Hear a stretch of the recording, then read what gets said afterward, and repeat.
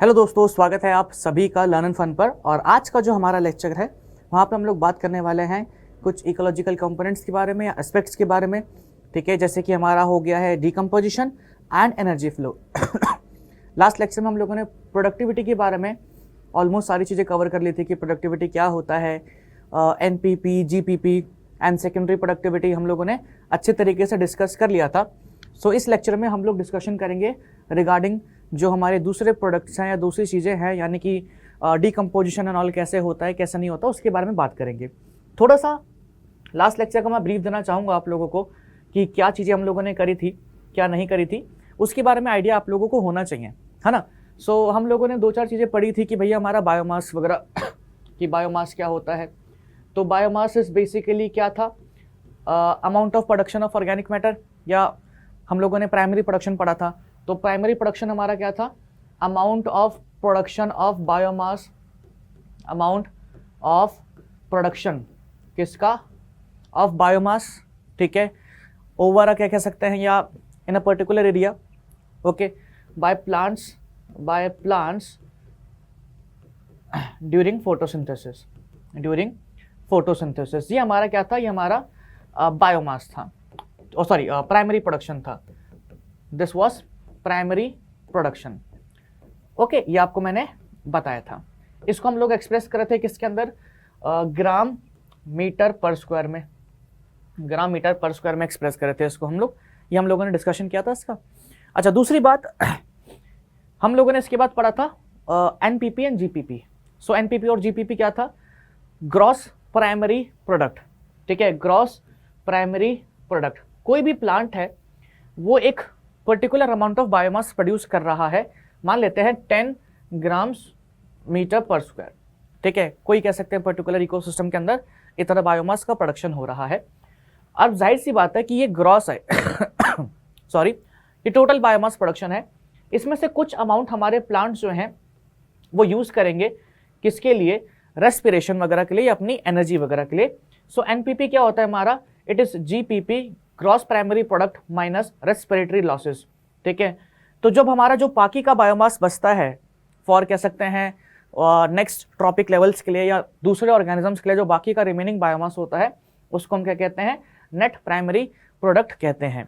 जैसे मैंने आपको पहले भी समझाया था कि अगर आप कोई बिजनेस कर रहे हैं, वहाँ पे आपको 10 करोड़ का बेनिफिट हो रहा है, ठीक है, या 10 करोड़ का आपका रेवेन्यू जनरेट हो रहा है, अब उस 10 CR में हो सकता है आप लोग अगर अपने लॉसेस वगैरह जो भी इनकम्स वगैरह हैं एम्प्लॉयज़ वगैरह की वो हटाएंगे, ठीक है, 8 करोड़ के आसपास, तो आपका टोटल जो एंड प्रॉफिट होगा, नेट प्रॉफिट जो होगा, इट विल बी 2 CR। ठीक है, सो इसी तरीके से हमारा एनपीपी एंड जीपीपी है, ये बात आपको याद रखनी होगी। अच्छा ये जो ग्रॉस प्राइमरी प्रोडक्ट है या प्राइमरी प्रोडक्टिविटी जो होती है, दो चीज हम लोगों ने पढ़ा था, एक प्राइमरी प्रोडक्शन पढ़ा था और हम लोगों ने पढ़ा था एक प्राइमरी प्रोडक्टिविटी। ठीक है, सो प्रोडक्शन क्या था, amount of production of biomass by plants, ठीक है, during photosynthesis in a particular area. Productivity हमारा क्या था, rate of production of biomass. Productivity क्या था, rate of production of biomass.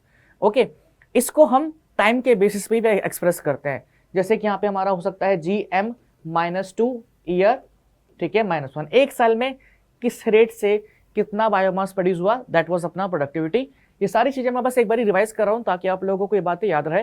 फिर हम लोगों ने लास्ट पढ़ा था सेकेंडरी प्रोडक्टिविटी या सेकेंडरी प्रोडक्शन, जहाँ पे एग्जाम्पल के तौर पर अगर कोई हर्बीवोर्स जो है या कंज्यूमर जो है वो प्लांट को खा रहे हैं, तो प्लांट मटेरियल जो है, जाहिर सी बात है, जो प्लांट मटेरियल जो बायोमास जो वो ईट कर रहे हैं वो उनकी बॉडी में जा रहा है। ठीक है, सो जो प्लांट बायोमास को एनिमल बायोमास में कन्वर्ट कर रहे हैं, दैट वाज हमारा क्या, सेकेंडरी प्रोडक्शन। ओके, बायोमास को लेकर के बच्चे हमेशा डाउटफुल रहते हैं कि भैया ये बायोमास क्या होता है, क्या है बायोमास। देखो, bio and mass, living organism का mass is known as biomass, simple सी चीज है। इसको दो तरीके से वेट मेजर कर सकते हैं, ड्राई वेट में और फ्रेश वेट में, ये भी हम लोगों ने डिस्कस किया था।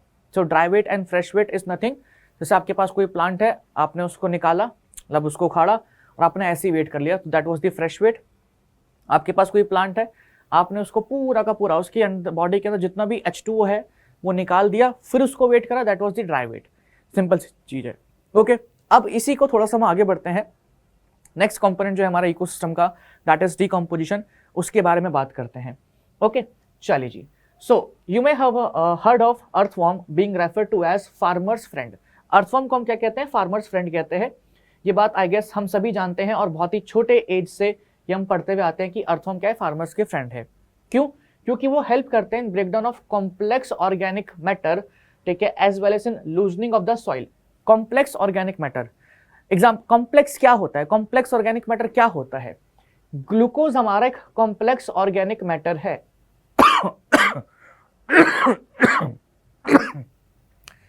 सॉरी, मेरे को देखो यार, मैं सच बताऊं, मेरे को टॉन्सिल्स हो रखे हैं, तो मेरे गले में थोड़ा सा तो नहीं, बहुत ज़्यादा पेन है। इस चक्कर में मेरे को बीच बीच में खांसी आ जाती है। सो उम्मीद करते हैं कि आप लोगों को दिक्कत ना हो उससे, ठीक है। सो ग्लूकोज ले लो या जैसे प्रोटीन ले लो, कोई बात नहीं, प्रोटीन ले लो, ठीक है। प्रोटीन के अंदर अब क्या होता है? हमारा नाइट्रोजन होता है। सो अगर कोई प्रोटीन है, ठीक है, उसको अमाइनो एसिड्स में ब्रेक किया, एंड अमाइनो एसिड्स में ब्रेक करने के बाद अमाइनो एसिड्स में ब्रेक किया और उसके अंदर ब्रेक करने के बाद उसको कन्वर्ट कर दिया किसमें?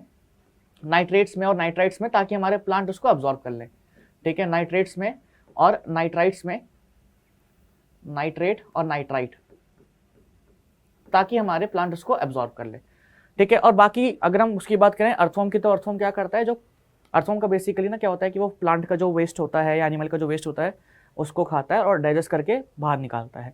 तो अगेन वही कह सकते हैं कि वो कॉम्प्लेक्स सब्सटेंसेस को डाइजेस्ट करके बॉडी से बाहर निकाल रहा है और सॉइल को फर्टाइल बनाता है। That's why we call it farmer's friend.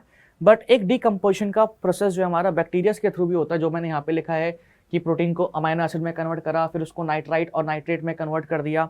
आप लोग अपनी क्लासेस के अंदर पहले भी इसके बारे में पढ़ चुके हैं। नाइट्रीफाइंग बैक्टीरियाज जो होते हैं हमारे, ठीक है, जो नाइट्राइट और नाइट्रेट में कन्वर्जन करते हैं, ठीक है, नाइट्रोजन फिक्सिंग बैक्टीरियाज जो होते हैं, सो वो सब कुछ हम पढ़ चुके हैं।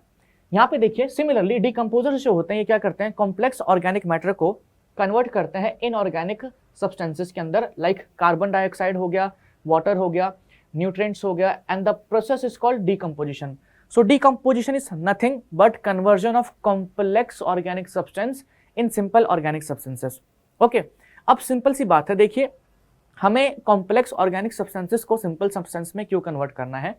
तो जाहिर सी बात है कि जो सॉइल है उसके अंदर हमारे कॉम्प्लेक्स सब्सटेंसेस जो हैं वो एब्जॉर्ब नहीं हो पाते, जो उसके अंदर नहीं जा पाते, क्योंकि साइज बड़ा होता है, एंड अगेन कॉम्प्लेक्स प्लांट भी उसको सॉइल से एब्जॉर्ब नहीं कर पाएगा। So we have to convert these substances किसके अंदर? इन सिंपल सब्सटेंसेस, ताकि वो क्या कहते हैं? सॉइल में जा सके या एटमॉस्फेयर में अगर उनको जाना है, अगर गैसियस फॉर्म में है जैसे कि कार्बन डाइऑक्साइड था तो गैसियस फॉर्म में, तो एटमॉस्फेयर में जाना है तो वहाँ पे वो जा सकते हैं। जाहिर सी बात है किसी भी चीज़ का डीकम्पोजिशन होगा तो गैसेस भी रिलीज होंगे ना, तो CO2 भी रिलीज हो सकता है, वाटर भी रिलीज हो सकता है। सो डीकम्पोजिशन के अंदर हम कॉम्प्लेक्स ऑर्गेनिक सब्सटेंसेस को सिंपल इनऑर्गेनिक सब्सटेंसेस में कन्वर्ट करते हैं। ऑर्गेनिक सब्सटेंसेस और इनऑर्गेनिक सब्सटेंसेस का डिफरेंशिएट अगर किसी को नहीं पता तो मैं बता दूं, हालांकि आपका मेजर सब्जेक्ट जो है वो ऑर्गेनिक केमिस्ट्री भी है। सो कार्बन और हाइड्रोजन जिस भी सब्सटेंस में होते हैं, या जब कार्बन और हाइड्रोजन साथ साथ होते हैं तो ऐसे सब्सटेंसेस को हम कहते हैं क्या? Organic substances. ऐसे सब्सटेंस को हम क्या कहते हैं? Organic substances. ओके, सो ऑर्गेनिक सब्सटेंस को कन्वर्ट करना इनऑर्गेनिक सब्सटेंस में ज़रूरी है, ताकि वो अपना आइदर सॉइल में आना तो सॉइल में चले जाए, और अगर गैसेस फॉर्म में निकल रहा है तो वो एटमॉस्फेयर में चले जाए, ठीक है। अच्छा जी, नाउ डेड प्लांट्स जो होते हैं हमारे, dead plant remains such as leaves हो गया, बार्क हो गया, ठीक है, डेड रिमेन्स ऑफ एनिमल हो गए, इंक्लूडिंग फीकल मैटर जो हो उनका, ये उसको हम क्या कहते हैं? डेट्रिटस कहते हैं। क्या कहते हैं? डेट्रिटस। अगेन जो प्लांट का डेड मटेरियल होता है या डेड पार्ट होता है, एनिमल का जो डेड मटेरियल होता है या डेड पार्ट जो होता है, और फीकल मैटर जो होते हैं, उसको हम कहते हैं डेट्रिटस। डेट्रिटस जो है it is the raw material for decomposition. Decomposition हमारा डेट्रिटस से ही शुरू होता है, या डीकम्पोजिशन डेट्रिटस का ही होता है। Okay, which is the raw material for decomposition. The important step in process of decomposition, कौन कौन से इंपॉर्टेंट स्टेप्स हैं ये देख लीजिए, काफ़ी ज़रूरी है। फ्रेगमेंटेशन हो गया, leaching, catabolism, humification and mineralization. ये 5 स्टेप्स हैं। Fragmentation, leaching, catabolism, humification and mineralization, ये 5 स्टेप्स हैं। एक बात प्लीज याद रखेंगे, जैसे कि यहाँ पे बोला है conversion of organic matter into inorganic substances like CO2, water. जब डीकम्पोजिशन होता है तो वाटर भी रिलीज होता है। न्यूट्रिएंट्स यानी कि हमारे जो इनऑर्गेनिक आयंस हैं, जो भी सारी चीज़ें हैं, सॉल्ट्स एंड ऑल्स, वो सब कुछ, उसको हम कहते हैं डिकम्पोजिशन। ये मैं क्यों बता रहा हूँ, उसका एक बहुत बड़ा रीज़न है। ओके, सो शुरू करते हैं डिकम्पोजिशन के पहले स्टेप पे आते हैं, दैट इज फ्रेगमेंटेशन। फ्रेगमेंटेशन वो प्रोसेस होता है जहाँ पे हमारे कॉम्प्लेक्स सब्सटेंसेस भी नहीं कह सकते, बड़े बड़े पार्टिकल्स को ब्रेक करके छोटे छोटे पार्टिकल्स में कन्वर्ट किया जाता है।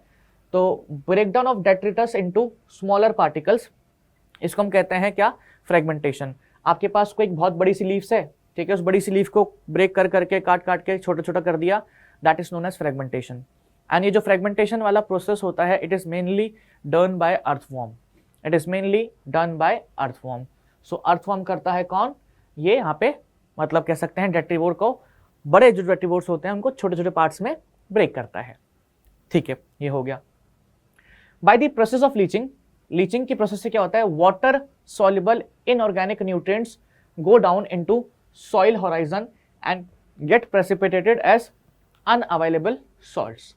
ठीक है, इसको जरा भी समझेंगे, लेकिन एक और चीज, एक और लाइन बताना जरूरी है मेरे को। Bacterial and fungal enzymes degrade करते हैं डेट्रिटस को, किसके अंदर, सिंपल इनऑर्गेनिक सब्सटेंसेस के अंदर। This process is called catabolism. अच्छा, now it is important to note that all above steps in decomposition जो होते हैं ऑपरेट करते हैं साइमल्टेनियसली। साइमल्टेनियसली का मतलब क्या है, एक साथ, एक साथ। ये जो तीनों स्टेप हैं ये एक साथ हो रहे हैं, ये जो तीनों स्टेप हैं ये एक साथ हो रहे हैं। ऐसा नहीं कि पहले फ्रेगमेंटेशन हुआ, साथ साथ फ्रेगमेंटेशन भी हो रहा है, साथ साथ कैटाबॉलिज्म भी हो रहा है, साथ साथ हमारा लीचिंग भी हो रहा है। अब फ्रेगमेंटेशन किया, ठीक है, बैक्टीरिया और फंगल एंजाइम्स, जो बैक्टीरिया थे और फंगस थे, उन्होंने कॉम्प्लेक्स सब्सटेंसेस को इनऑर्गेनिक सब्सटेंसेस में कन्वर्ट किया, सिंपल इनऑर्गेनिक सब्सटेंसेस में कन्वर्ट किया। अब जाहिर सी बात है, मैंने कहा था आप लोगों को कि डिकम्पोजिशन में वाटर भी रिलीज होता है। क्यों बोला था मैंने, क्योंकि leaching, by the process of leaching water soluble inorganic nutrient go down into the soil horizon and get precipitated as unavailable salts. So कुछ हमारे इनऑर्गेनिक आयंस जो होते हैं या सॉल्ट्स जो होते हैं, वो जो डिकम्पोजिशन के दौरान वाटर रिलीज होता है, या सॉइल में आसपास अगर कोई थोड़ा बहुत वाटर है, मॉइस्चर वगैरह है, तो उसके साथ एब्जॉर्ब होकर के या उसके साथ मिक्स होकर के पानी के थ्रू या सॉइल के थ्रू पास हो। लीच का मतलब क्या होता है, लीचिंग का मतलब कि आपने जैसे मान लो, इसको ऐसे समझ लीजिए कि एक सॉइल के ऊपर पानी डाला, वो पानी जो है नीचे आता रहा सॉइल के अंदर पूरा नीचे तक चला गया। तो जो सॉइल ये पास हो रहा है छन के, सॉइल के पार्टिकल्स के, सॉरी, ये जो पानी पास हो रहा है सॉइल के पार्टिकल्स के थ्रू, ठीक है, इसी को हम क्या कहते हैं, लीचिंग कहते हैं। तो जो हमारे सॉल्ट्स होते हैं पानी में मिक्स होकर के सॉइल पार्टिकल्स के बीच में से पास होते होते होते होते नीचे वाली होराइजन में चले जाते हैं, ठीक है, और वहां पे प्रेसिपिटेट हो जाते हैं एज अनअवेलेबल सॉल्ट्स। अनअवेलेबल क्यों बोला गया है, क्योंकि वो इतना नीचे चले जाते हैं कि उनको प्लांट्स की रूट एब्जॉर्ब नहीं कर पाती हैं। ठीक है जी। अच्छा, अब यहाँ पे क्या बोला है, एक बार फिर से इसको जरा देख लेते हैं। फ्रेगमेंटेशन किया, फ्रेगमेंटेशन हो रहा है तो साथ ही साथ बैक्टीरिया और फंगस ने अपना कैटाबॉलिज्म भी शुरू कर दिया, यानी कि कॉम्प्लेक्स ऑर्गेनिक सब्सटेंसेस को सिंपल ऑर्गेनिक सब्सटेंसेस में कन्वर्ट भी कर दिया। ठीक है, अब दूसरी बात क्या है, दूसरी बात यहाँ पे लीचिंग वगैरह होगी, है ना। लीचिंग के थ्रू क्या होगा, लीचिंग के थ्रू हमारे जो भी अपने मिनरल्स वगैरह हैं वो वाटर के साथ मिक्स होकर के सॉइल के थ्रू पास होकर के नीचे की तरफ सेटल डाउन हो जाएंगे। ये हमारे ये हमारे डिकम्पोजिशन के 3 प्रोसेस हैं जो कि साथ साथ हो रहे हैं और साइमल्टेनियसली होते हैं। आगे बढ़ते हैं, चलो जी, बहुत खूब, बहुत बढ़िया। अभी एक बार इसको फिर से मैं रिवाइज करवा दूंगा। नाउ ह्यूमिफिकेशन और मिनरलाइजेशन ये अकर करते हैं ड्यूरिंग डिकम्पोजिशन ऑफ सॉइल। ठीक है, ये लाइन फालतू की है। Humification, it leads to accumulation of dark coloured amorphous substance, जिसको हम कहते हैं ह्यूमस। हमारे बैक्टीरियाज जो होते हैं और जो फंगस होते हैं, वो जो हमारा डेट्रिटस था उसको कह सकते हैं डिकम्पोज करते करते करते करते करते करते ऐसा कर देते हैं कि it looks like a dark coloured amorphous substance. कैसा, डार्क कलर्ड एमॉर्फस सब्सटेंस। सो जो ये डार्क कलर्ड एमॉर्फस सब्सटेंस होता है, ओके, इसको हम क्या कहते हैं, ह्यूमस कहते हैं। तो process of formation of humus is known as humification. तो आपने क्या करा, डेट्रिटस को कन्वर्ट कर दिया किसमें, एक डार्क कलर्ड एमॉर्फस सब्सटेंस में, that is known as humus. और उसी प्रोसेस को, ये जो बीच का जो प्रोसेस होता है जहां पे बैक्टीरिया हमारे डेट्रिटस को कन्वर्ट कर रहे होते हैं ह्यूमस, उस प्रोसेस को हम कहते हैं ह्यूमिफिकेशन। अच्छा, ह्यूमस का एक बात क्या है कि देखो ऑलमोस्ट अब क्या है ना, अब तक ह्यूमस बनने तक अब मेजोरिटी ऑफ जो हमारा डेट्रिटस है वो डिकम्पोज हो चुका है। तो ह्यूमस के अंदर अब कुछ खास ऑर्गेनिक मैटर या कॉम्प्लेक्स सब्सटेंसेस बचे हैं नहीं, ठीक है। तो अब उसका जो रेट ऑफ डिकम्पोजिशन होता है वो काफी स्लो हो जाता है। तो यहाँ पे आगे वही बात लिखी हुई है, ह्यूमस जो होता है it is highly resistant to microbial action and undergo decomposition at extremely slow rate. So इसका डिकम्पोजिशन काफी स्लो होता है। दूसरी बात ये कि इसके अंदर क्या कहते हैं, माइक्रोब्स होते हैं, अच्छे तरीके से काम भी नहीं कर पाते हैं। Okay, being colloidal in nature it serve as a reservoir of nutrients. Colloidal यानी कि मिक्सचर की तरह मान लीजिए, इसके अंदर बहुत सारे न्यूट्रिएंट्स होते हैं। The humus is further degraded by some microbes and release करते हैं इनऑर्गेनिक न्यूट्रिएंट्स, ठीक है, and this process is known as mineralization. अब क्या है कि ह्यूमस बन चुका है, उससे ज्यादा फर्दर डिकम्पोजिशन होगा नहीं, और होगा भी तो काफी स्लो रेट पे होगा। तो जो आगे स्लो रेट पे डिकम्पोजिशन हो रहा है थोड़ा बहुत, तो उसके थ्रू बचे खुचे जो मिनरल्स होते हैं हमारे बैक्टीरियाज एंड ऑल या फंगाई एंड ऑल, वो क्या करते हैं, वो मिनरल्स को क्या कहते हैं, कह सकते हैं कॉम्प्लेक्स सब्सटेंसेस को सिंपल सब्सटेंस में कन्वर्ट कर देते हैं या इनऑर्गेनिक न्यूट्रिएंट्स में कन्वर्ट कर देते हैं, ठीक है। या आप कह सकते हैं उस ह्यूमस से हमारे बैक्टीरियाज और जो फंगस होते हैं वो क्या करते हैं, वो मिनरल्स को रिलीज करते हैं बाय अगेन कह सकते हैं डाइजेशन एंड जो भी सारी चीजें हैं, और उसके थ्रू वो जो मिनरल्स है सॉइल में चले जाते हैं। उस प्रोसेस को हम कहते हैं मिनरलाइजेशन। तो अगर हम बात करें किसकी, डिकम्पोजिशन की, तो यहाँ पे हम लोगों ने 5 स्टेप पढ़े, फ्रेगमेंटेशन, लीचिंग, फ्रेगमेंटेशन, हाँ, लीचिंग, कैटाबॉलिज्म, ये 3 स्टेप साथ में हो रहे हैं, ह्यूमिफिकेशन एंड हमारा क्या कहते हैं मिनरलाइजेशन।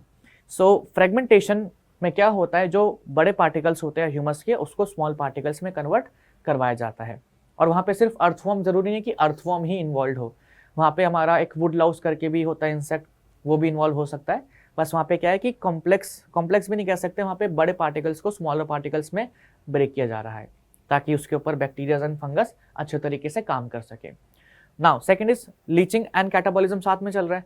तो पहले कैटाबॉलिज्म बोल देता हूँ मैं।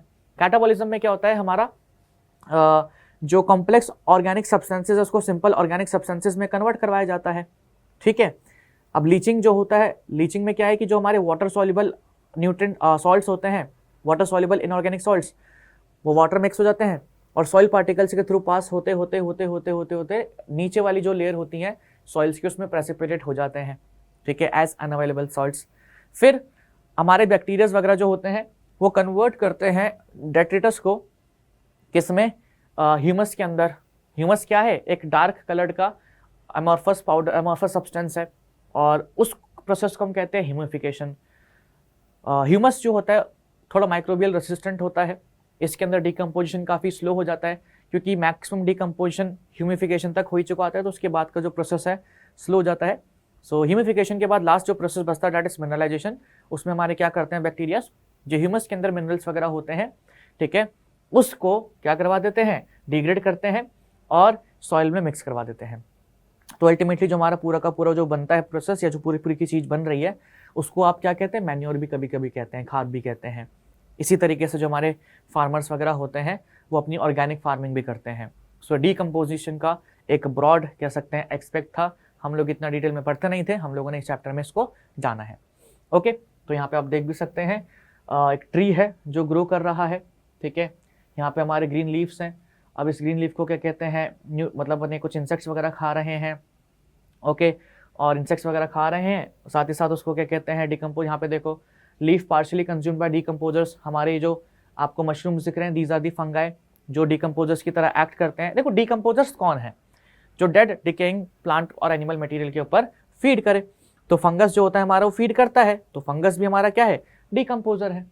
ओके, बैक्टीरिया भी होते हैं तो इसके ऊपर फीड करते हैं, इसके ऊपर ही ग्रो करते हैं, और फिर उसका अपना जो भी पूरा का पूरा प्रोसेस होता है, फ्रेगमेंटेशन करवा दिया इस इंसेक्ट ने, ठीक है। अब ये बाकी का डिकम्पोजिशन वगैरह जो है ये करवा देंगे।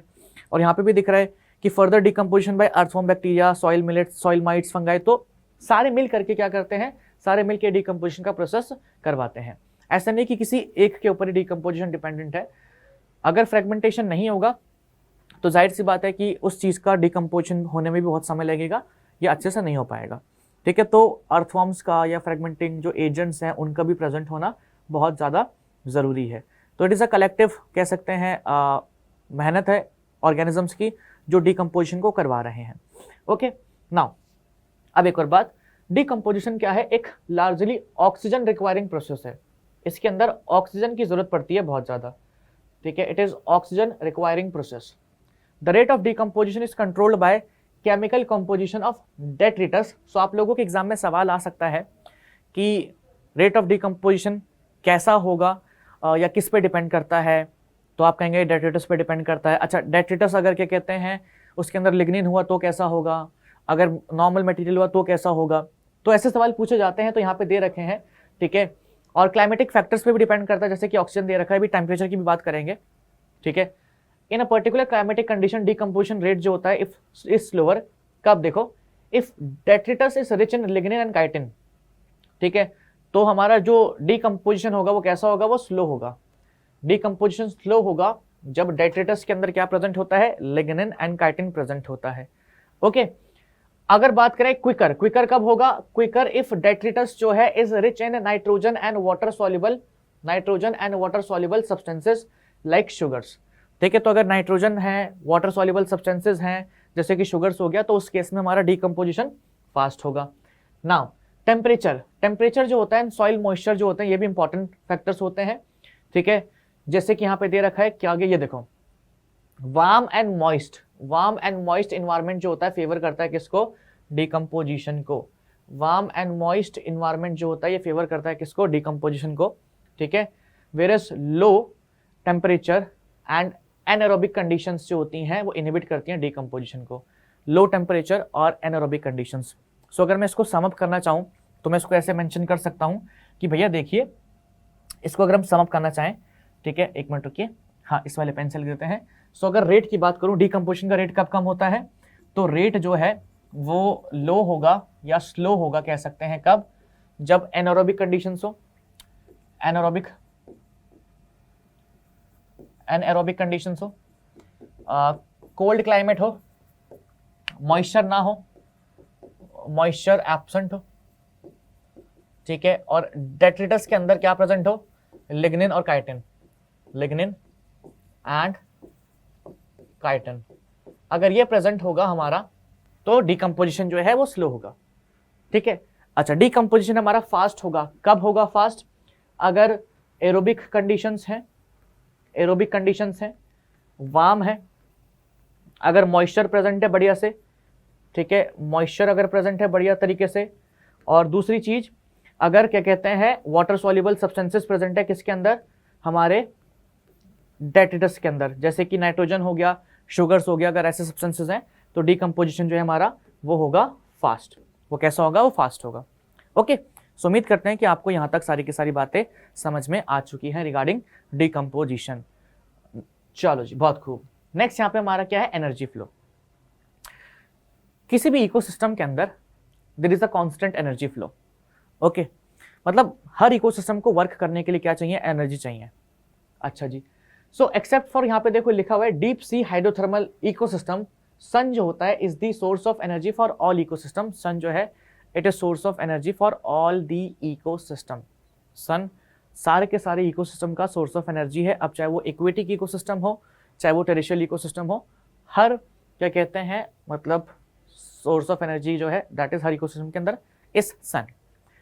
अगर सन की बात करें तो सन से जो भी रेडिएशंस आ रहे हैं उनका लेस देन 50% जो होता है that is photosynthetically active radiation होता है। यहाँ पे मैंने इमेज लगा रखा है, ठीक है। तो ये 300 नैनोमीटर से लेकर के 400 नैनोमीटर की जो लाइट होती, 700 की सॉरी लाइट होती है, ठीक है, ये हमारी इंसिडेंट लाइट है। और इसका लेस देन 50% कौन सा यूज कर सकते हैं, प्लांट्स। देखिए डिफाइंड प्लांट रिस्पॉन्स, प्लांट इसको वो करते हैं, ये देखो अनयूजेबल प्लांट्स, ये अनयूजेबल होता है प्लांट से, ग्रीन वाला पोर्शन अनयूजेबल होता है, यूजेबल कौन सा होता है, दिस रेड वाला पोर्शन एंड दिस ब्लू वाला पोर्शन, ठीक है। सो ये जो यूजेबल पोर्शन होता है इसको हम कहते हैं क्या, photosynthetically active radiation, this usable portion. तो जो भी इंसिडेंट लाइट है उसका लेस देन 50% जो होता है इट इज नॉट यूजेबल, ठीक है। और जो यूजेबल पोर्शन होता है उसको हम क्या कहते हैं, उसको हम कहते हैं फोटोसिंथेटिकली एक्टिव रेडिएशन। और हमारे प्लांट्स जो होते हैं इस फोटोसिंथेटिकली एक्टिव रेडिएशन का भी यूज करते हैं, सिर्फ 2 से 10% ऑफ लाइट, या कह सकते हैं 2 से 10% ऑफ एनर्जी यूज करते हैं। अच्छा, अब एक और बात मेरे को करनी है, चलो आगे बता देंगे, सीक्वेंस वाइज चलते हैं। यहाँ पे थर्मोडायनेमिक्स वगैरह की मेरे को बात करनी थी बट आगे कर लेंगे, कोई नहीं, ठीक है। सो सन जो होता है is the only source of energy for all ecosystem, ठीक है, okay, of incident solar radiation less than 50% of its photosynthetically active radiation होता है, बता दिया मैंने आपको, ठीक है। We know that plants and photosynthetic bacteria जो होते हैं फिक्स करते हैं सन की एनर्जी को, ठीक है, और फॉर्म करते हैं फॉर्म करते हैं food from simple organic substances. Photosynthesis में क्या होता है, CO2 और H2O को कन्वर्ट किया जाता है किसके अंदर, कार्बन डाइऑक्साइड के अंदर। बैक्टीरिया के केस में H2O सोर्स ऑफ हाइड्रोजन जो है कुछ और हो सकता है, हाइड्रोजन सल्फाइड हो सकता है, ओके। प्लांट यूज करते हैं कितना, सिर्फ 2 से 10% of the photosynthetically active radiation, and this small amount of energy जो होती है सस्टेन्स द एंटायर वर्ल्ड। यही स्मॉल, सिर्फ 2 से 10% इसका अब फोटोसिंथेटिकली एक्टिव रेडिएशन, इसकी वजह से ही पूरा जो है, मतलब कह सकते हैं आप, पूरा का पूरा अर्थ सस्टेन कर रहा है, अर्थ के हर एक इकोसिस्टम को सस्टेन किया जा रहा है। मतलब हाउ इज इट पॉसिबल, मतलब देखने में इट डजंट सीम कि हाँ भाई ऐसा हो सकता है, बट हाँ ऐसा हो रहा है, okay. So it is very important that we know how, देखो how solar energy is captured by plants, flow करती है through different organisms of ecosystem. तो हमें यह जानना जरूरी है कि ये जो सोलर एनर्जी प्लांट्स ने कैप्चर करी है, ये कैसे डिफरेंट ऑर्गेनिजम्स के पास पहुंच रही है, किस तरीके से ट्रांसफर होता है एनर्जी का। All organisms are dependent for their food on producers either directly और इनडायरेक्टली, ठीक है। So you find the unidirectional flow of energy from producers to consumers. देखो हमेशा ही जो हमारे कंज्यूमर्स होते हैं दे आर डिपेंडेंट ऑन किसके ऊपर, प्रोड्यूसर्स के ऊपर। कोई भी प्लांट हो, कोई भी उसके हमेशा उसके ऊपर डिपेंड करते हैं। अगर मैं बात करूं, यहाँ पे प्लांट है हमारा, हम लोगों को खाना कहाँ से मिल रहा है, हम लोगों को खाना प्लांट से मिल रहा है, ठीक है। आप कहेंगे भैया हम लोग तो एनिमल से भी न्यूट्रिशन ले सकते हैं, जैसे कि मतलब मान लीजिए कोई चिकन हो गया, अब वो प्लांट मटेरियल खाएगा, लेकिन हम चिकन खा लेते हैं, तो मतलब हम तो क्या कहते हैं, प्लांट चिकन पे डिपेंड कर रहा है। अरे बट चिकन जो है अल्टीमेटली वो किस पे डिपेंड कर रहा है, प्लांट पे तो डिपेंड कर रहा है। सो प्लांट जो होता है उसके ऊपर आते हैं हमारे हर्बीवोर्स। अभी मैं ज्यादा यहाँ पे प्राइमरी कंज्यूमर और सेकेंडरी कंज्यूमर वगैरह नहीं लिख रहा, अभी मैं बेसिक सी बात कर रहा हूँ। प्लांट्स के ऊपर आते हैं हर्बीवोर्स, और हर्बीवोर्स के ऊपर आते हैं हमारे कौन, कार्निवोर्स। अब क्या है कि देखो मैं कार्निवोर्स को भी ना यहाँ पे नहीं रख सकता हर्बीवोर्स की प्लेस पे। क्यों, क्योंकि कार्निवोर हमारे प्लांट खाएंगे नहीं। तो अगर प्लांट ने कोई एनर्जी ट्रैप करी है, प्लांट के पास कोई फूड है, तो उसको पहले हर्बीवोर खाएंगे, हर्बीवोर के बाद कार्निवोर खाएंगे, क्योंकि कार्निवोर का नेचर ही नहीं है कि वो प्लांट खा ले, है ना। कार्निवोर का नेचर ही नहीं है ऐसा कि वो प्लांट कंज्यूम करे। तो उस केस में अगर प्लांट के पास कोई एनर्जी है तो वो हर्बीवोर के पास आएगी, एंड हर्बीवोर से जाएगी वो कार्निवोर। तो यहाँ पे क्या होता है, हमेशा नेचर के अंदर हमेशा there is unidirectional flow of energy. क्या होता है, unidirectional flow of energy, plant से हर्बीवोर्स में, हर्बीवोर से कंज्यूमर में। क्योंकि आप कहेंगे कि भैया पीछे भी तो जा सकती है, कार्निवोर से हर्बीवोर्स पे जा सकती है, हर्बीवोर्स हमारे कार्निवोर को खाएंगे नहीं, और प्लांट हमारे हर्बीवोर्स को खा नहीं सकते। और दूसरी बात और कि कार्निवोर्स के पास ऐसा कुछ मैकेनिज्म भी नहीं है जिस वजह से वो लाइट एनर्जी को क्या कहते हैं कन्वर्ट करके फूड बना ले, या लाइट एनर्जी की हेल्प से फूड बना ले, तो उनके पास ऐसा कोई मैकेनिज्म भी नहीं है। तो हमेशा इकोसिस्टम में flow of energy is always unidirectional from producers to consumers. अच्छा, is this in keeping with the first law of thermodynamics. First law of thermodynamics का क्या था सीन, कि energy can neither be created nor be destroyed, ठीक है। It can be only converted into one form और other form, ठीक है, या it can be transferred from one thing to other thing, या one organism to another organism भी कह सकते हैं हम, ठीक है। ये था कि एनर्जी डिस्ट्रॉय नहीं होगी, बस उसको डिस्ट्रॉय नहीं कर सकता। अगर वो डिस्ट्रॉय हो रही है तो हीट की फॉर्म में ही होगी, ठीक है। अगर वो वेस्ट हो रही है तो मतलब एनर्जी अगर एक्स्ट्रा निकल भी रही है तो हीट की फॉर्म में निकलेगी, फील होगा आपको, एनर्जी अगर निकल रही है तो फील होगा, ओके। एक फॉर्म से दूसरे फॉर्म में ही कन्वर्ट होगी वो, और कुछ हो ही नहीं सकता। अच्छा जी, सो अब यहाँ पे देखिए जरा इसके बारे में थोड़ा सा डिस्कशन मेरे को लगता है कि करना पड़ेगा हम लोगों को।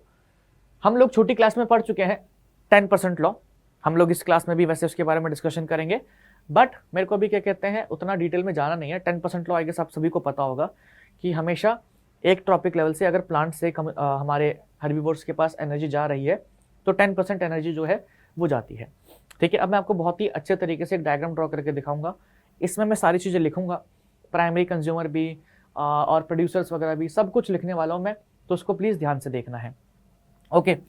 अच्छा, तो यहाँ पे हम लोग बहुत ही अच्छे तरीके से सारी चीजें करने वाले हैं। यहाँ पे हम बना देते हैं क्या, एक सन, ठीक है, यहाँ पे हम बना देते हैं सन।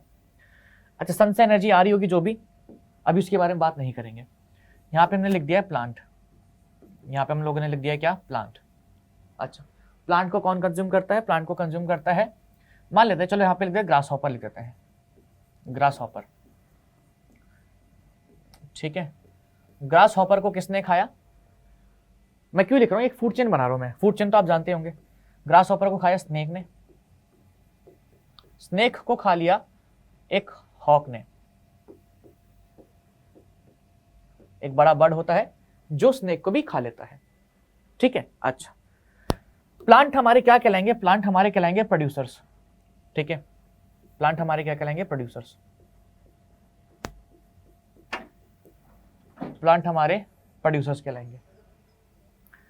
ग्रास हॉपर्स हमारे क्या कहलाएंगे, कार्निवोर्स कहलाएंगे, सॉरी कार्निवोर्स कह रहा हूं, सॉरी, कंज्यूमर्स। ये हमारे क्या है, कंज्यूमर्स हैं। और कौन से कंज्यूमर्स हैं ये, पहले नंबर पे आ रहे हैं, तो हमारे प्राइमरी कंज्यूमर हो गए। कौन से हो गए, प्राइमरी कंज्यूमर हो गए। और इनको आप हर्बीवोर्स भी कह सकते हैं, हर्बीवोर्स भी कह सकते हैं, ठीक है। अच्छा, ये स्नेक जो है हमारा सेकंड नंबर पे, या कह सकते हैं सेकंड नंबर पे आ रहा है, या कह सकते हैं अगर हमारा देखा जाए तो ग्रास हॉपर ने प्लांट को कंज्यूम करा, first case, snake grass hopper को कंज्यूम कर रहा है, सेकंड केस। तो ये जो है हमारा सेकेंडरी कंज्यूमर है, ये हमारा कौन है, सेकेंडरी कंज्यूमर है, ठीक है। अच्छा, ये भी हमारा क्या है, सॉरी, ये हमारा क्या है, कार्निवोर है, ये हमारा क्या है, कार्निवोर है। अच्छा, कार्निवोर। अब हॉक ने स्नेक को खाया, तो ये हमारा क्या हो गया, टर्शरी कंज्यूमर, टर्शरी कंज्यूमर, ठीक है, ये हो गया हमारा टर्शरी कंज्यूमर। और इसको आप, इसको मैं थोड़ा इधर कर दूं, बस सही है। और इसको आप ये भी कार्निवोर है, बट देखो पहला कार्निवोर कौन सा था, स्नेक था, तो उसको मैं कह सकता हूं प्राइमरी कार्निवोर, प्राइमरी कार्निवोर, ठीक है। दूसरा हमारा कौन सा है, ये, इसको मैं बोल सकता हूं क्या, सेकेंडरी कार्निवोर। ये हमारा क्या है, सेकेंडरी कार्निवोर। लो जी, ऐसे मैंने बोल दिया। मेरे को नहीं लगता कि मैंने कुछ ऐसा लिख दिया जो आपके शायद दिमाग से अलग है, या जिसका यहाँ पे सेंस नहीं बैठ रहा है। मैंने हमेशा वही चीज़ लिखी है जो हम लोगों ने पढ़ रखी है, जो हम लोगों को पता है। प्लांट को प्रोड्यूसर्स बोलते हैं, ग्रास हॉपर हमारा कंज्यूमर हो जाएगा, और हर्बीवोर भी है वो। और ग्रास हॉपर सबसे पहले प्लांट को कंज्यूम कर रहा है, तो प्राइमरी कंज्यूमर, फिर स्नेक सेकेंडरी कंज्यूमर, फिर hawk sorry tertiary consumer. Okay, चलिए, ठीक है जी। अब सन से जो भी एनर्जी आती है, या जितनी भी एनर्जी आती है, प्लांट्स या प्रोड्यूसर्स उसका सिर्फ यूज करते हैं 1%। प्लांट हमेशा सन से जितनी भी एनर्जी आ रही होती है उसका सिर्फ 1% यूज करते हैं। यानी कि अगर सन से आ रही होगी कितनी, 10,000 जूल ऑफ एनर्जी, तो प्लांट सिर्फ उसका 1% यूज करेंगे। इसको मैं 1 लाख कर देता हूं, उसका एक रीजन है, ठीक है। कितना हो गया, 1 लाख हो गया, हाँ, उसका एक रीजन है। क्या रीजन, आपको भी पता लग जाएगा। तो उसका सिर्फ 1% यानी कि 1000 जूल ऑफ एनर्जी जो है हमारे प्लांट के पास आएगी। इतनी एनर्जी हमारे प्लांट के पास आएगी। फूड चेन, जब सन को हटा दो रोल से, अब एनर्जी ट्रांसफर जो होगा आगे वो कितना होगा, 10% होगा। यानी कि इसके पास आएगा कितना, 100 जूल, ठीक है। आगे वाले के पास कितना जाएगा, आगे वाले के पास जाएगा 10% के हिसाब से 10 जूल, और इसके पास जाएगा 10% के हिसाब से कितना, 1 जूल, ठीक है जी। बाकी की जो रिमेनिंग एनर्जी है, अगर मैं 90% की बात करूं, तो 90% में कुछ एनर्जी को यूज कर लिया कैसे, in form of respiration and all, ठीक है। और कुछ एनर्जी लॉस हो गई इन फॉर्म ऑफ हीट और रेस्पिरेशन के फॉर्म में, यहां पे मैं लिख देता हूं, ठीक है। हर केस में 90% का लॉस ऐसे हो गया, खुद ने कंज्यूम कर ली थोड़ी, कुछ हीट और उसकी फॉर्म में वो हो गई। तो हर ट्रॉपिक लेवल पे 10% ऑफ एनर्जी जाती है। अच्छा, तो यहाँ पे क्या हो रहा है, यहाँ पे यूनिडायरेक्शनल फ्लो ऑफ एनर्जी हो रहा है। एनर्जी हमेशा सिर्फ यहीं पे जा सकती है, पीछे नहीं आ सकती है। सो यहाँ पे यूनिडायरेक्शनल फ्लो ऑफ एनर्जी है, यूनिडायरेक्शनल फ्लो। ओके, अब एक और चीज, आगे लिखा हुआ है कि क्या हमारा इकोसिस्टम, अभी जब हम एनसीईआरटी पर जाएंगे, तो क्या हमारा ecosystem second law of thermodynamics भी फॉलो करता है? Second law of thermodynamics, now what is second law of thermodynamics? कि अगर क्या कहते हैं कोई सिस्टम जो है वो किसी एनर्जी, मतलब कह सकते हैं कोई भी सिस्टम जो होता है ना, उसकी एंट्रोपी यानी कि स्टेट ऑफ डिसऑर्डरनेस हमेशा इंक्रीज करती रहती है। अगर किसी सिस्टम के ऊपर क्या कहते हैं एनर्जी लगी हुई है तो एनर्जी चेंज होगा। अगर एनर्जी में चेंज होता है तो सिस्टम की एंट्रोपी जो है यानी कि डिसऑर्डरनेस वो बढ़ती रहती है। ठीक है, अगर इतना भी डिटेल में नहीं समझना तो मेरे को लगता है कि मेरे से ज़्यादा तुम लोगों को पता है सेकंड लॉ ऑफ थर्मोडायनेमिक्स के बारे में। सिंपल सी बात है, वो ये कहते हैं कि किसी सिस्टम की जो एंट्रोपी होती है ना वो हमेशा बढ़ती ही रहती है। ठीक है, या हमेशा उसका डिसऑर्डरनेस जो है, डिग्री ऑफ डिसऑर्डरनेस जिसको हम कहते हैं, हमेशा बढ़ता रहता है। ठीक है, तो उसको क्या चाहिए? उसको चाहिए कांस्टेंट सप्लाई ऑफ एनर्जी। अगर आप किसी सिस्टम को कांस्टेंट सप्लाई ऑफ एनर्जी दे रहे हैं तो हो सकता है कि आप उसकी एंट्रोपी को बढ़ने ना दें। अगर मैं इस पूरे को इकोसिस्टम मानूं, ये पूरे के पूरे को इकोसिस्टम को सिस्टम मानूं, अगर मैं यहाँ से सन को स्टोरी से हटा दूं, अभी मैंने सन को स्टोरी से हटा दिया, अब इस सिस्टम के अंदर कोई भी एनर्जी नहीं आ रही है, कोई भी एनर्जी नहीं आ रही है, तो जो प्लांट है हमारे वो एनर्जी को फिक्स नहीं कर पाएंगे, या प्लांट हमारे कुछ भी नहीं एनर्जी स्टोर कर पाएंगे। प्लांट को एनर्जी नहीं मिलेगी तो ग्रासहॉपर को नहीं मिलेगी, ग्रासहॉपर को नहीं मिलेगी तो स्नेक को नहीं मिलेगी, और हॉक को नहीं मिलेगी। तो जो पूरा का पूरा सिस्टम है, क्या ये पूरा का पूरा सिस्टम मतलब एकदम डिसऑर्डर सा नहीं हो जाएगा यहाँ पे? मतलब ग्रास हॉपर को खाना ही नहीं मिल रहा है, ग्रास हॉपर मर रहे हैं, प्लांट को सनलाइट नहीं मिल रही है, प्लांट्स मिल रहे हैं, ग्रास हॉपर खत्म तो स्नेक खत्म, स्नेक खत्म तो हॉक खत्म। तो यहाँ पे एक तरीके से डिसऑर्डरनेस नहीं हो जाएगा। लेकिन वहीं पे अगर मैं इस सिस्टम के अंदर सन को ले आऊं, ठीक है, तो यहाँ पे हमारा जो डिसऑर्डरनेस जो है वो बैलेंस हो जाएगा। तो जो सन होता है, या कह सकते हैं हमारा जो इकोसिस्टम होता है, उसके अंदर ये कांस्टेंट सप्लाई ऑफ जो एनर्जी है, ये सिस्टम की डिसऑर्डरनेस को बढ़ने नहीं देता है, ये सिस्टम की एंट्रोपी को मेंटेन करके रखता है। तो कहीं ना कहीं हमारा इकोसिस्टम जो होता है, it also follows the second law of thermodynamics as well. ठीक है, तो सेकंड लॉ ऑफ थर्मोडायनेमिक्स भी फॉलो कर रहा है, फर्स्ट लॉ तो फॉलो कर ही रहा है। एनर्जी जो है it is neither created not destroyed, वो बस एक लेवल से दूसरे टॉपिक लेवल पर ट्रांसफर हो रही है। ठीक है, या अगर लॉस भी हो रही है तो इन फॉर्म ऑफ हीट वगैरह हो रही है। ओके जी, अच्छा, यहाँ पे एक दो सवाल और बनते हैं। मैंने आपसे कहा था कि मैंने यहाँ पे 1 लाख क्यों लिखा है, मैं आपको उसका रीज़न अभी बताऊंगा आगे। 1% एनर्जी आई है मेरे किसके पास? प्लांट के पास। फिर आगे 10% गई है। अगर मैं वहाँ पे शायद 10,000 लिखता तो प्लांट के पास आती कितनी? 100 आती, इसके पास जाती 10, इसके पास जाती कितनी? 1, इसके पास जाती 0.1। किसी भी फूड चेन के अंदर जितने ज़्यादा ट्रॉपिक लेवल होते रहते हैं, अगर मैं उसके आगे एक और ट्रॉपिक लेवल बना दूंगा, इसके आगे एक और कंज्यूमर लगा दूंगा, तो किसी भी फूड चेन के अंदर जितने ज़्यादा ट्रॉपिक लेवल होते रहते हैं उतने ही एनर्जी जो है ट्रांसफ़र, या उतना ही हाई ट्रॉपिक लेवल पे एनर्जी का जो अमाउंट होता है वो कम होता रहता है। इसलिए हमेशा कोई भी अगर फूड चेन बन रहा है तो it will be maximum of 4th level या 4th ट्रॉपिक लेवल। ठीक है, उससे ज़्यादा ट्रॉपिक लेवल्स का वो नहीं बनेगा। इस बात को याद रखना है, इस बात को हम आपको लिख करके दे रहे हैं। किसी भी फूड चेन के अंदर अगर आप, मतलब एग्जाम में क्वेश्चन भी बनता है कि क्यों हमारी फूड चेन जो होती है उसके अंदर limited number of he trophic levels होते हैं। So this is the reason, क्योंकि एनर्जी जो होती है वो हर लेवल पे 10% लॉस होता है उसका।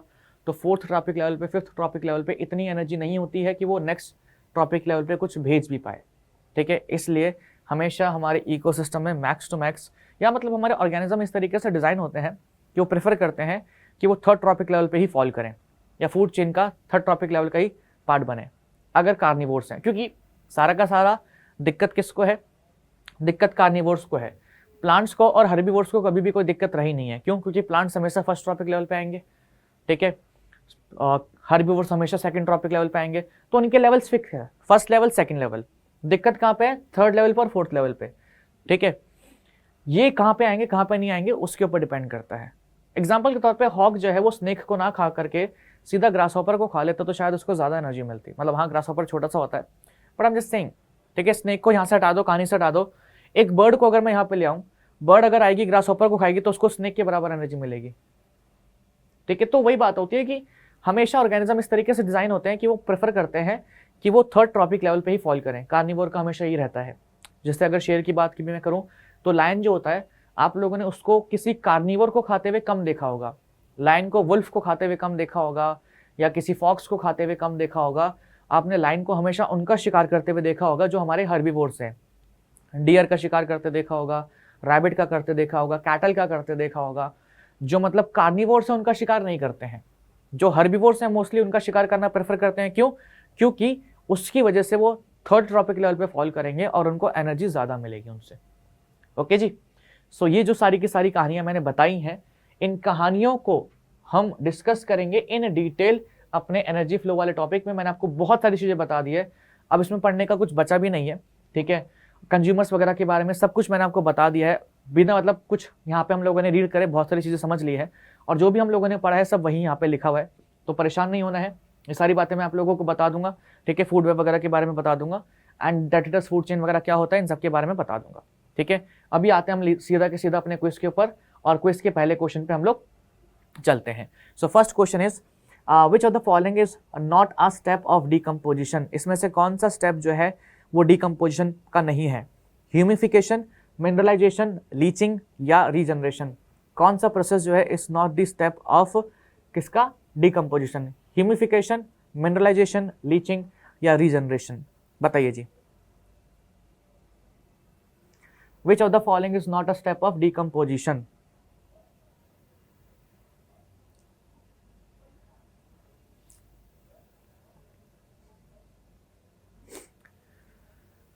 ओके, नेक्स्ट क्वेश्चन हमारा क्या है? Solar radiations available to plants for photosynthesis is called RAP, APR, PAR या PRA? Solar radiations available to plants, ठीक है, उसको हम क्या कहते हैं? RAP, APR, PAR या PRA?